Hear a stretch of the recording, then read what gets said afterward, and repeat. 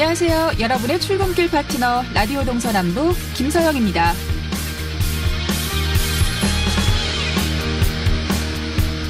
요즘 북한이 심상치 않습니다. 미국에 크리스마스 선물을 줄 거라고 하더니 지난 7일에 이어 13일에도 대륙간 탄도미사일 발사를 위한 엔진 성능 시험을 한 것으로 분석됩니다. 지난 토요일 밤 북한군 서열 2위이자 남한의 합참의장에 해당하는 박정천 총참모장이 담화를 내고 중대한 시험의 성과를 과시했는데요. 구체적으로 어떤 전략무기인지는 언급하지 않았지만 전문가들은 대륙간 탄도미사일 엔진 시험으로 추정하고 있습니다. 그동안 북미 관계와 남북 관계가 많이 진전됐다고 생각했는데 어쩌면 2018 평창 동계올림픽 이전의 상황으로 돌아가고 있는 건 아닌지 핵실험과 장거리 미사일 발사가 다시 재현될까 불안해집니다. 게다가 이렇게 되면 강원도에서 추진하고 있는 금강산 관광 재개는 또 한 발 멀어질 겁니다. 북미 협상 재개를 위한 비건 대표의 방안 등 아직 가능성이 남아있는 만큼 대화가 잘 이루어져서 한반도의 진정한 평화가 빨리 오길 기대해봅니다. 12월 16일 월요일 라디오 동서남북 지금부터 시작합니다.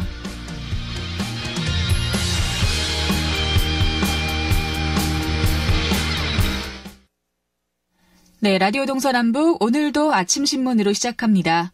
강원일보 이하늘 기자와 전화로 연결돼 있습니다. 안녕하십니까? 이하늘 기자? 네, 안녕하세요. 네. 자, 오늘 첫 번째 소식은 정가 소식을 준비하셨는데요. 20대 국회가 선거법 개정안 등 여러 가지 사안을 두고 여전히 갈등을 빚고 있습니다.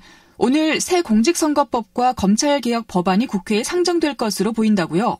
네, 맞습니다. 내년 4.15 총선에 적용할 새 공직선거법과 검찰개혁 법안이 오늘 국회 본회의에 상정될 전망인데요. 문희상 국회의장은 어제 더불어민주당과 자유한국당 그리고 바른미래당 등 여야 교섭단체 3개 당이 패스트트랙에 대한 합의가 안 되더라도 오늘 법안은 바로 상정하겠다고 말을 했습니다. 한국당이 회기 결정권에 대해서 신청한 필리버스터도 허용하지 않겠다는 입장을 취했는데요. 국회법을 검토한 결과 회기 결정 안건에 대해서는 필리버스터를 하기 어렵다는 결론이 난 만큼 이것을 따라야 한다는 것입니다. 네, 여당도 패스트트랙 법안 처리를 강행하겠다라고 나섰죠? 네, 맞습니다. 이인영 민주당 원내대표는 이날 대화의 문은 열어놓겠지만 새로운 결단과 준비를 서두르지는 않을 수 없다. 내일 다시, 그러니까 오늘 본회의 개최를 요청드리겠다면서 국회는 멈췄어도 민생은 결코 멈춰서는 안 된다고 강조를 했습니다. 또 그러면서 한국당이 필리버스터를 처리하지 않으면 민생 법안 처리는 어려울 것으로 보인다면서 패스트트랙에 올라와 있는 선거법과 검찰개혁법 순서대로 상정해서 처리해 나가야 되지 않을까 생각한다고 했습니다. 여기에 이 반면에 한국당은 주말 동안 서울 광화문 앞에서 대규모 집회를 열고 패스트트랙 법안과 여권 핵심 인사들과 관련된 각종 의혹에 총공세를 펼쳤습니다. 네. 자, 그리고 내년 총선 일정이 빠르게 진행되고 있는데 여전히 국회에서는 그 선거에 룰이 되는 선거법 개정안이 본회의에 상정조차 안 되고 있습니다. 하지만 입지자들은 속속 출마 선언을 하고 있네요. 네, 맞습니다. 지난주 원경환 전 서울지방경찰청장이 태백행성 영월평창 정선 지역구에 출마한다고 공식 선언했는데요. 오늘은 하루에만 각 지역구에 여러 명이 공식 기자회견을 열 예정입니다. 특히 춘천 선거구가 내년 4.15 총선 예비 후보 등록일인 내일 하루를 앞두고 경쟁구도 윤곽이 뚜렷하게 드러날 전망인데요. 지역 밑바닥 민심을 일찍이 다져오면서 워밍업을 마친 입지자들은 여야를 막론하고 예비 후보 등록일 하루 전인 오늘 동시에 출사표를 던질 예정입니다. 우선 허영 더불어민주당 강원도당 위원장은 오늘 오후 1시 춘천시청 브리핑룸에서 제21대 국회의원 출마를 공식 발표하게 됐는데요. 지난달 출판 기념회를 통해서 한 차례 지지세를 결집했던 이 허 위원장은 이날 자영업수당이나 청년수당 등 기본소득 강화 정책과 또 춘천의 국가정원 도시와 제2경춘국도를 비롯한 주요 SOC 사업 등의 핵심 공약을 발표하면서 지지를 호소하게 됩니다. 네. 그리고 같은 날 같은 장소에서 춘천 지역구의 현역인 김진태 국회의원도 공약 이행률을 발표하면서 또 민심 잡기에 나선다고요? 예, 맞습니다. 1시간 뒤인 오늘 오후 2시에는 같은 장소에서 자유한국당 김진태 국회의원이 공약 이행률 중간 보고회를 열게 되는데요. 지역구 수성에 나서는 모습을 보이고 있습니다. 아직 국회 일정이 남아있는 만큼 선거 전에 뛰어들기에는 이르기에 내년 1월 4일 백령아트홀에서 의정 보고회를 개최를 한 이후에 설 전후로 예비 후보로 등록할 계획입니다. 또 엄재철 정의당 춘천시 지역위원장도 오늘 오전 11시 춘천시청 브리핑룸에서 내년 4.15 총선 출마를 공식 선언하게 됩니다. 이처럼 각 정당 후보자들이 같은 날 동시에 격돌하자 아직 선거일이 120일이나 남았음에도 긴장감이 팽팽하게 돌고 있습니다.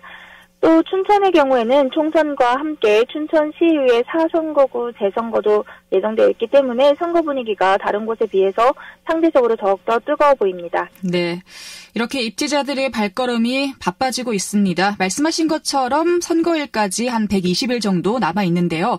앞으로 선거 일정은 어떻게 되나요? 네, 우선 내년 총선이 이제 17일 내일부터 예비 후보 등록을 시작으로 한 120일간의 열전에 들어가게 되는데요. 선거법 개정안이 국회에서 아직 확정되지 않았지만 선거 일정이 빠르게 진행됨에 따라서 현행 8개 지역구를 기준으로 해서 예비 후보 등록을 하게 됩니다.